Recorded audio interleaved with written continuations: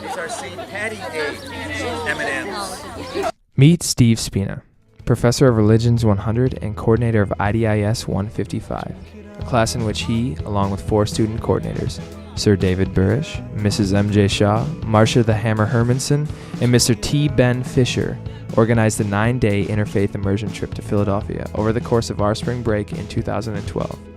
We, 46 students, boarded a bus in Eau Claire, Wisconsin, and headed straight for Chicago, where Interfaith Youth Corps prepared us for the week ahead of us.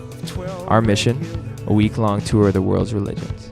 And what we found was a city filled with diversity and some of the most beautiful people we have ever met. It was real cooperation, real trust, and a true example of what we can be.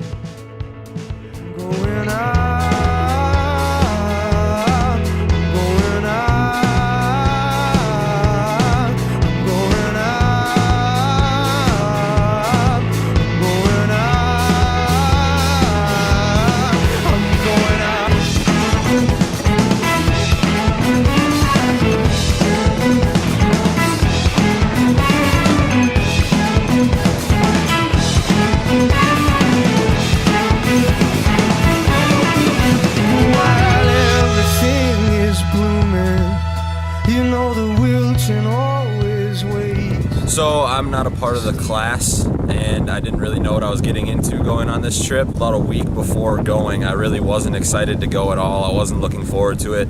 Felt like I was gonna waste my spring break. So sitting on the bus, I was not happy. People could tell I wasn't happy. We did this speed dating game, and I started meeting people, started getting to know people better, and I felt really accepted by everybody, and everyone was on the same level. And overall on the trip, I'm so happy I went. The group aspect of the whole trip was what I loved the most because we were all so close by the end of it.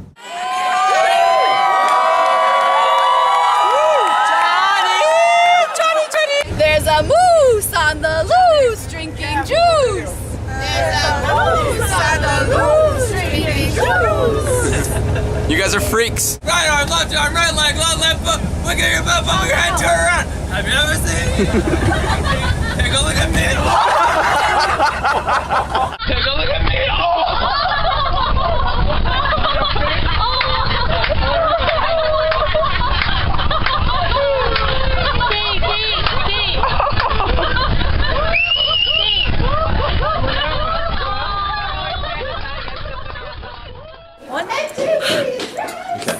Okay, everyone. Hi, I'm Shelby. I'm a humanitarian. My name is Mani, and I am Hmong shamanistic. Wait, my name is Mani, and I am Hmong shamanistic. I'm an open-minded Christian, Jesus freak. I'm Tyler, and I'm an atheist. Hello, I'm a Presbyterian. My name is Ashley Redford, and I have no idea what I am.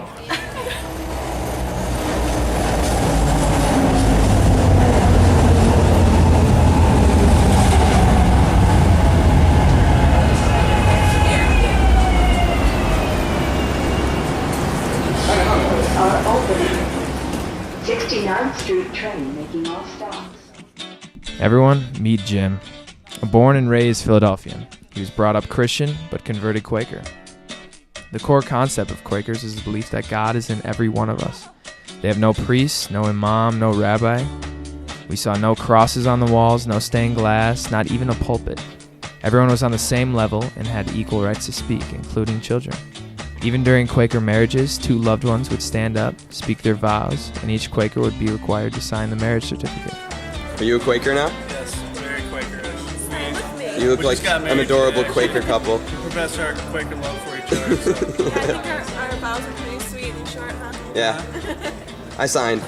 The proper way for a man to pray, said the Reverend Dr. Blunt, is with his head contritely bowed and both hands clasped in front. Another man in the church said that a man should pray with his eyes to God and his arms outstretched in rapture. "Oh, no, no, no," said Deacon Snow, "such posture is too proud.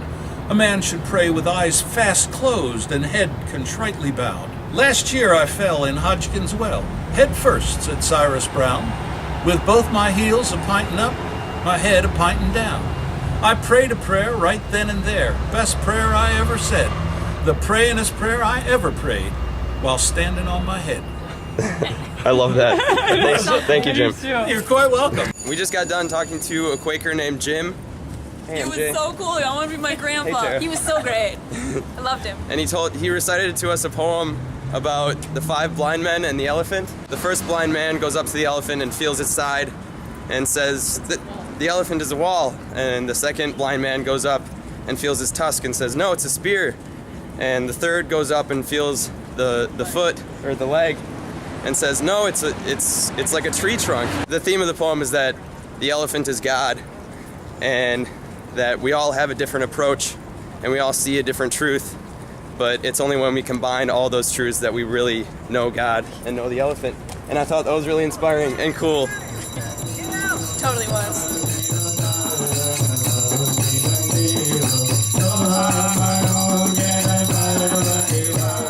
The next place we went was a Samarpan Hindu temple. The Hindu experience was much more geared towards the senses. The room was full of colorful Hindu deities, the smell of incense, and the sound of drums and bells.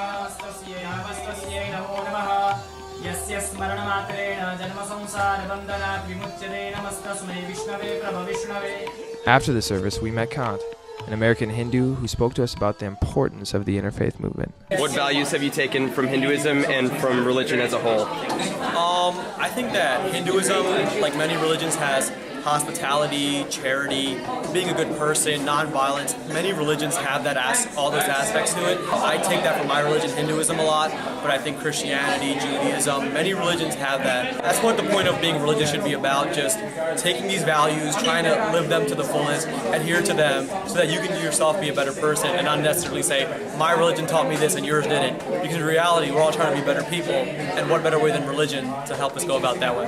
That's perfect, thank you. Hey, my name is Marcus, and my religious affiliation is agnostic, but I believe all religions are good. Thank you.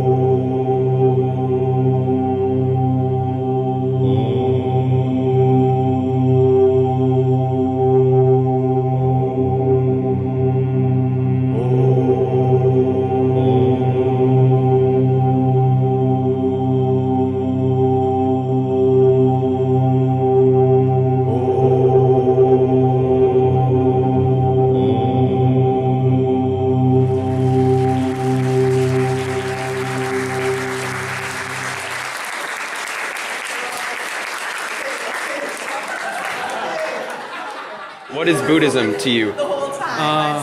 Buddhism is my everything, and my goal is to become a Buddha, and I want to get eternal happiness inside from me, and I want to spread it to you, and I want to share it over the world, all over the world.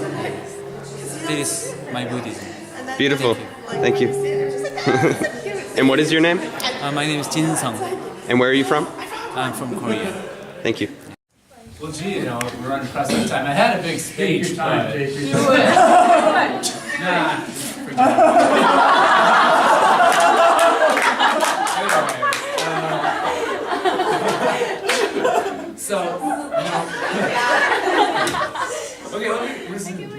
So, the Philadelphia trip, you know, there was one experience on there that I really felt was unique from all the others. You know, everything we did was informative and eye-opening, and I don't think anyone can argue with that. You know, whether it was the presentations, the Catholic Mass, the Sikhism service, but there was one thing that truly stood out to me, because it involved me on a whole nother level outside of all those things. So, you know, social change project, wanting to bring those experiences from Philadelphia to Eau Claire, I thought, wouldn't it be cool if I, at least drew up an outline of how to start a meditation club in Eau Claire? So. Oh my God! I'm so happy about that.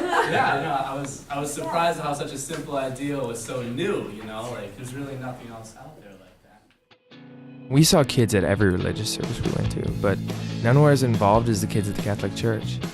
The young students participated in almost every part of the Mass. They recited scripture, they led us in prayer, and they even laid down a soulful rendition of I'll Be There by the Jackson 5.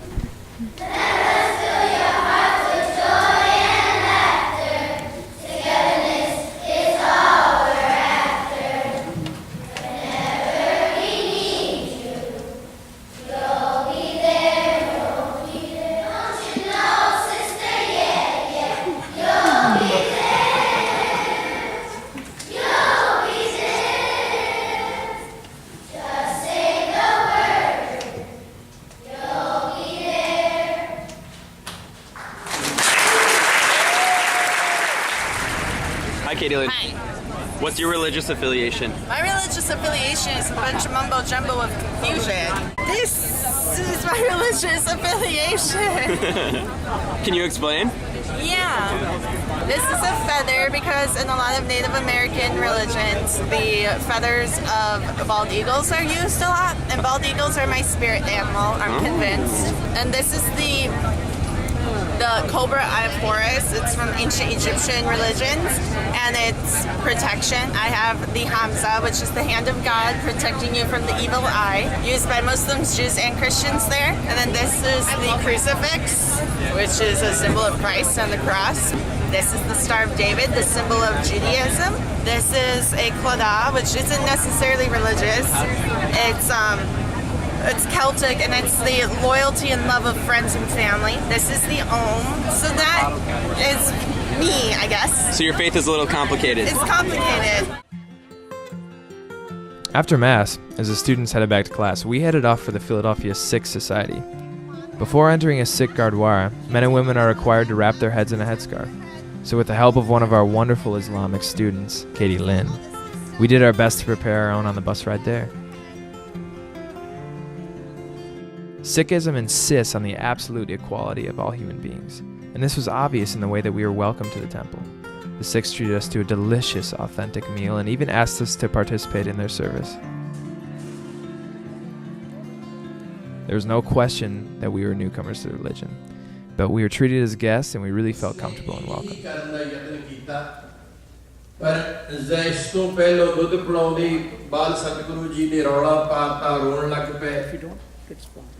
ਸਿੱਟੇ ਵਜੋਂ ਉਸ ਦਾਈ ਨੂੰ ਜ਼ਹਿਰ ਇਤਨਾ ਚੜ ਗਿਆ ਉਹ ਮਰ ਗਈ ਪਰ ਮਰਨ ਤੋਂ ਪਹਿਲਾਂ ਇਹ ਸਾਰੇ ਗੱਲ ਦੱਸ ਗਈ ਫਟੋ ਦੂਸਰਾ ਵਾਰ ਕੀਤਾ ਹੈ ਸਤਿਗੁਰੂ ਜੀ ਨੇ ਇੱਕ ਬ੍ਰਾਹਮਣ ਨੂੰ ਪੈਸੇ ਦਿੱਤੇ ਬ੍ਰਾਹਮਣ ਨੂੰ ਇਹ ਨੀਚ ਆਦਮੀ ਰਹਿ ਗਿਆ ਉਸ ਨੂੰ ਕਹਿਣ ਲੱਗਾ ਕਿ ਜੇ ਤੂੰ ਦਹੀਂ ਵਿੱਚ ਪਾ ਕੇ ਸਤਿਗੁਰੂ ਜੀ ਨੂੰ ਜ਼ਹਿਰ ਦੇ ਦੇ ਤੇ ਤੈਨੂੰ ਇਸ ਤੋਂ ਵੱਡਾ ਇਨਾਮ ਹੋਰ ਦਵਾਂਗਾ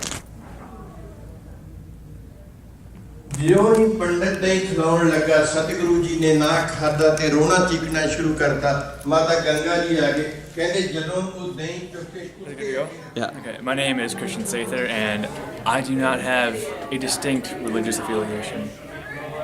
I'm Samantha. I was raised Lutheran, and I am now agnostic and kind of floating around and not sure what to think.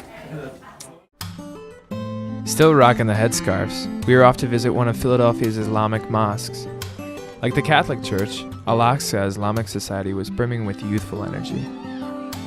For many of us, this was our first encounter with an Islamic school, and the principal, who was an Iowa native, had some words of wisdom for us college students. But because you're trying to live an exalted life with nobility, with contentment, and with a love of all mankind, that's what makes us unique. Yeah. Otherwise, we act like some of the fools, and we have filthy neighborhoods, filthy apartments.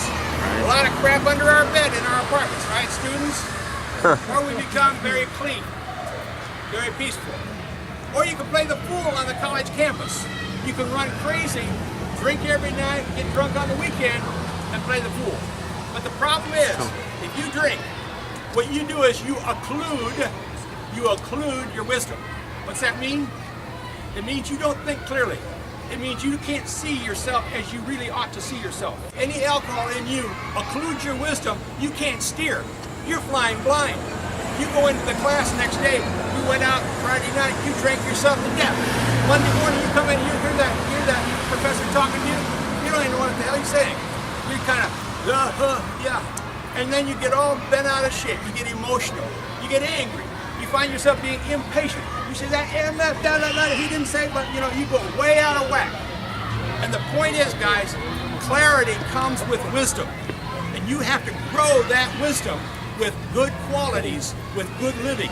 It doesn't come like that. You got to grow it like you're growing a baby inside the womb. It takes 9 months. In the same way, it takes you many years and me many years to grow wisdom. We're like growing God, who's like a little baby inside of us until he gets big, big, big, big, and bigger. You have to work at it. That's what it's all about. Once inside, we were able to ask any questions we had about the Islamic faith before the service. Allahu Akbar, Allahu Akbar.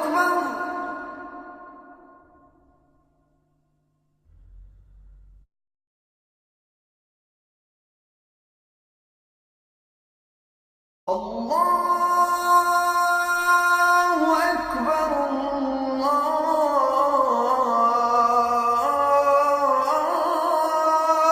Akbar.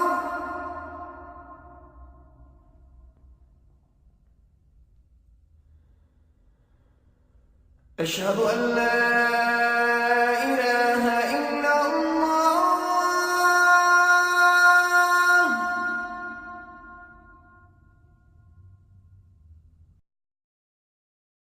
أشهد أن لا إله إلا الله.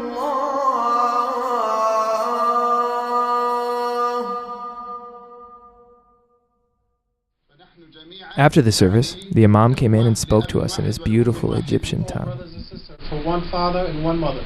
فأبونا الأول هو آدم وأمنا هي الأولى هي حواء. The first father is the Prophet Adam, and our mother is Eve. فنحن إخوة في الإنسانية. We are brothers and sisters in humanity. ونسأل الله سبحانه وتعالى أن يديم بيننا وبينكم المحبة. We ask Almighty God to create and keep the love for the sake of God. وأن نتواصل دائما على الخير والأمن والسلام. And always to continue to have communication and have peace and tranquility between us. وأن تتكرر هذه الزيارة إلينا. We always try or keep to repeat a visit to us. ونحن نرحب بكم في أي وقت إن شاء الله. We always welcome you anytime you wish. وشكرا لكم جميعا. And thank you all of you for coming. السلام عليكم ورحمة الله.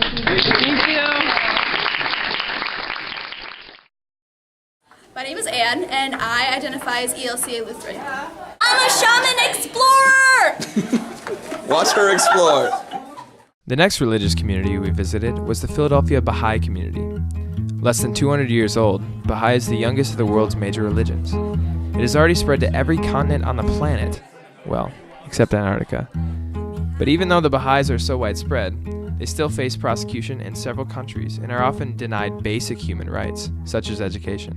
You were just telling me how the Baha'is in Iran are not allowed to pursue higher education. Right. And so you have come to America and you've finished your higher education, and now you're returning that gift to the Baha'is of Iran by teaching them via Skype. Is this a dangerous thing? Are they taking a risk? Are you taking a risk by doing this? I think we are all taking a risk. But I feel like if I can do a little bit for those enthusiastic Baha'i students who are pursuing higher education, I really do not mind. Wow. So I do it from the bottom of my heart, and if I can be of any help, I will do it anytime. And I am willing to face the consequences. Wow. Well, that's very honorable, and I'm sure they appreciate that. Thank you. Thank you. Thank you. I'm Jessica Esmeralda. I'm a Christian, but I find truth in all religions. Should I redo that? Hi, I'm Vince, and I'm from China. I'm an atheist. Some mornings, a little bit of soul power is all you need.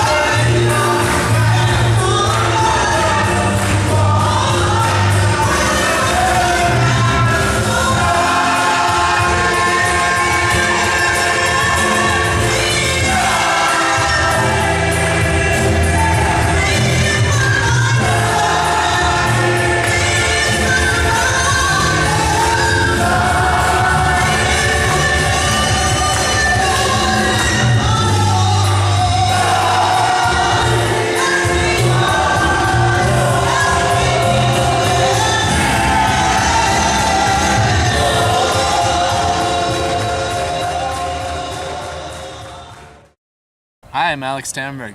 And you went on the Philadelphia trip, Yes, correct? I went on the Philadelphia trip. Tell me about it. My favorite moment was when we were making the flower beds for the refugee gardens. We're making the flower beds, we had to fill them with dirt. We're putting in new ones, and the truck came with the dirt, right? But the issue is that, you know, the truck dropped the dirt off on the other side of the street of where the garden beds are. So we start the conveyor belt, we start the assembly line, and passing the bucket along with dirt, passing the empty ones back, and you know, it just started out with a few people, and then as time went on, it seemed like, you know, the community started coming out of their houses. They started helping us, and we couldn't speak with them, you know, we couldn't talk with them at all, but they were so happy to see us, and they were so grateful. And eventually, you know, it was done, and we had such a great time working with them. We split the group in half, and half of the group went to a garden on the south side of Philly where we worked with refugees from Bhutan and Burma, and that was an amazing experience. That's where I was, and it was extremely inspiring to be around a group of people with this huge garden. I mean, it was a whole block of land that they had this garden, and we were just helping with the preparation for the season. We got there too early to really plant or anything or like harvest anything. So when we were there, we were just getting the beds ready and cleaning out, doing some spring cleaning stuff. And we had no language. They didn't speak any English, and we didn't speak their language either. But there was so much camaraderie, and we were laughing and having a good time. We didn't need to use words, but it was that whole getting together and doing something for the common good. I mean, this whole neighborhood comes. I mean, they knew we were coming, and so rather than, you know, 30 people showing up, there were 50, maybe 60 people there. People were singing songs, and people were laughing and making fun of each other, even though there was no language. I mean, they could still make fun of something.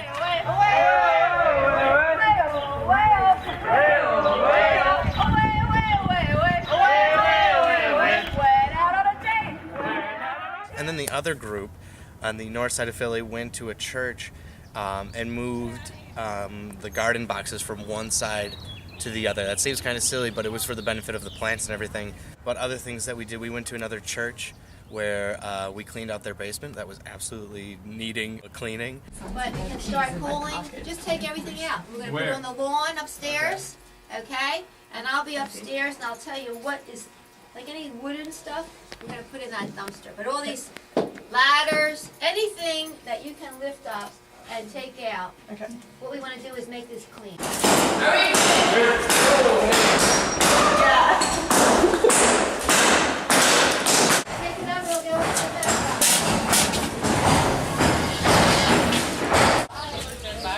Like a banana. Hey! Service work was really fun. You actually get to engage with people, and it's the best thing. We didn't need to communicate. We just talk, and we don't even talk actually. We just worked, and they just came, and they knew what they had to do. They knew we needed help, and they just kind of went with it. It was kind of cool to see that. I think one of the refugees invited one of the students to her wedding. Yeah. That was amazing. I think it was April. Yeah, it was April, and that was funny, but it was great because she had a great conversation with one of the ladies, I bet, and that was pretty cool. I heard about that. That was amazing. She's lucky.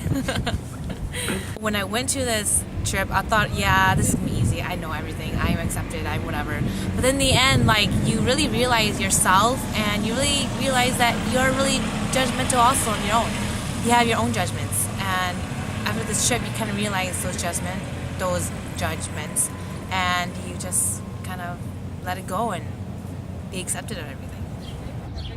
Towards the tail end of the trip, we had an opportunity to go door to door helping people register to vote. We spent most of our time in neighborhoods with a high immigrant population. You know, the goal being to give voice to some people that may not always be heard. We happened to meet a man named John, and he took some time to share with us his thoughts on the interfaith movement. We all can get along together. So your theory that you just told to us, just to reiterate, that I thought was really interesting, was that religion was just one, and then we tried to build the Tower of Babel to reach God, and then that's when God demolished the Tower of Babylon, and we all fragmented into different languages. Different languages.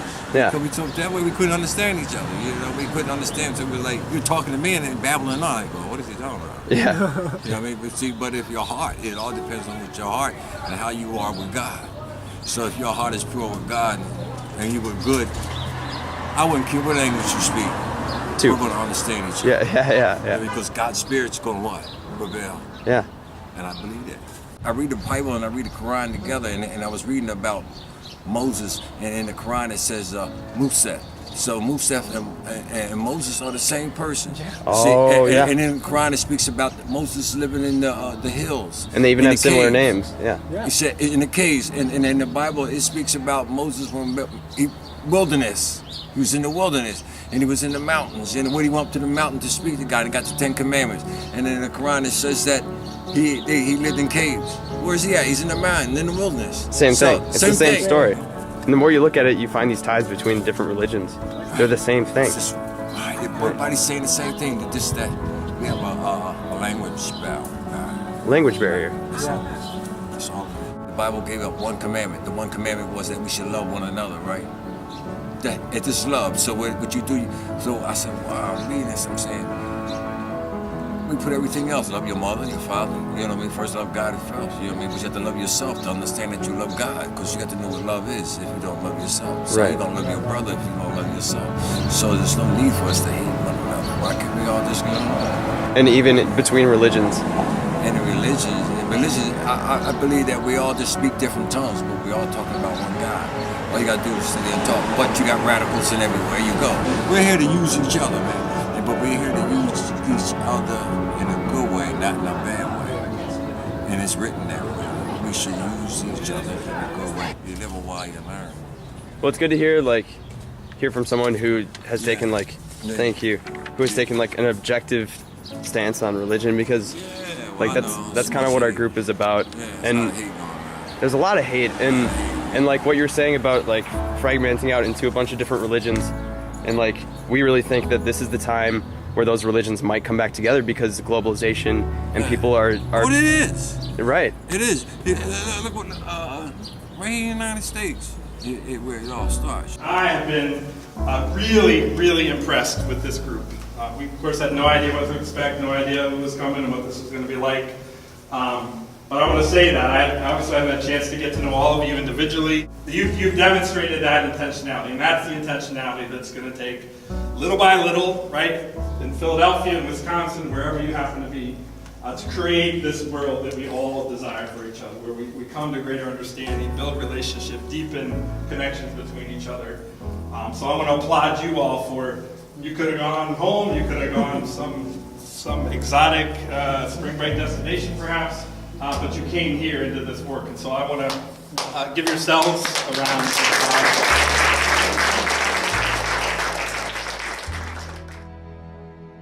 It's hard to wrap up the week that we had in Philadelphia. There were so many new things that we confronted, cultures we've never seen, traditions we're not familiar with, and living with almost 50 complete strangers was brand new in itself. But all those cultures, traditions, and strangers showed us just how powerful human cooperation can be. One thing's for sure. We're taking something special back with us to Eau Claire. So thank you, Tim. Thank you, Ranwa. Thank you, IFYC. And thank you, Steve Spina, for being the spark on Eau Claire's campus for the Interfaith movement.